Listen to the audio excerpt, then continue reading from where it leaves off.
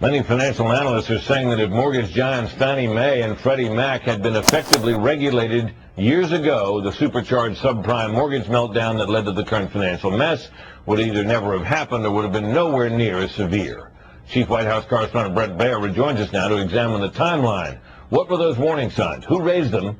And who disputed them?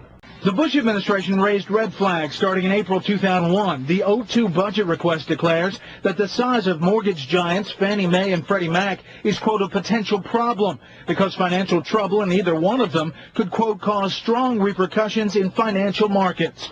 In 2003, the White House warning about Fannie and Freddie was upgraded to a systemic risk that could spread beyond just the housing sector.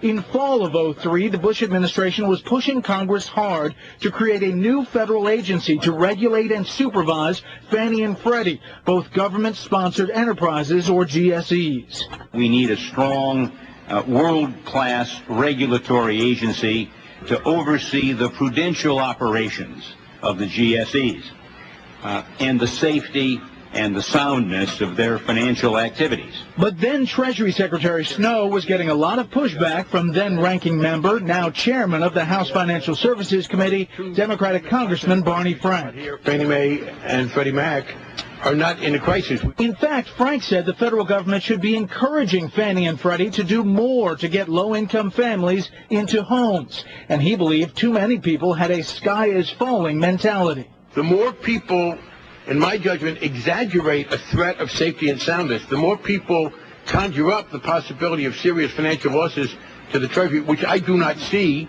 I think we see entities that are fundamentally sound financially and withstand some of the disaster scenarios. And even if there were a problem, the federal government doesn't bail them out. But the more pressure there is there, then the less I think we see in terms of affordable housing. The legislation was blocked. In 2005, Fed Chairman Alan Greenspan added his voice on Fannie and Freddie after Fannie leaders admitted major accounting screw-ups. Quote, enabling these institutions to increase in size, and they will once the crisis in their judgment passes, we are placing the total financial system of the future at a substantial risk.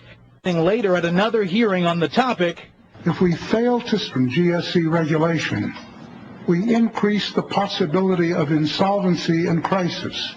But the two mortgage giants had staunch defenders. Democratic Senator Charles Schumer said, quote, I think Fannie and Freddie over the years have done an incredibly good job and are an intrinsic part of making America the best housed people in the world. If you look over the last 20 or whatever years, they've done a very, very good job. Senator John McCain co-sponsored legislation pushing for regulation, delivering a speech on the Senate floor in 2006. Quote, for years I have been concerned about the regulatory structure that governs Fannie Mae and Freddie Mac. And the sheer magnitude of these companies and the role they play in the housing market, the GSEs need to be reformed without delay. That bill made it out of the Senate Banking Committee with a party line vote. All of the Democrats voted against it, but fearing that they didn't have the votes to pass it, Republicans didn't even bring it up on the Senate floor. Senator Obama did not weigh in on that bill. Brett. All right, Brett, thank you very much. At least one